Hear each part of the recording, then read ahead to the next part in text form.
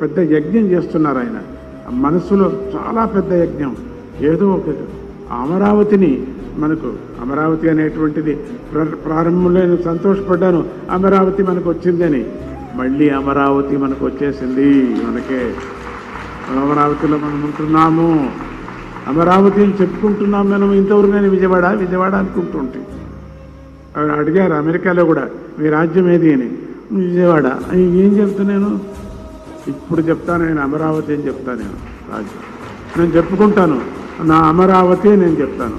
అటువంటిది అమరావతి అంటే ఇంద్రలోకము అన్నమాట. అటువంటి స్వప్నాన్ని చూసి ఇప్పుడు చేయటానికి ప్రారంభం చేసుకున్నారు.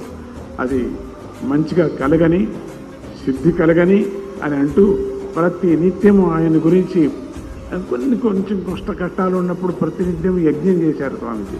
యజ్ఞం చేసి మైసూరులో ఆ యజ్ఞం ప్రసాదం ఎవరితో నేను ఇచ్చి పంపించలేదు.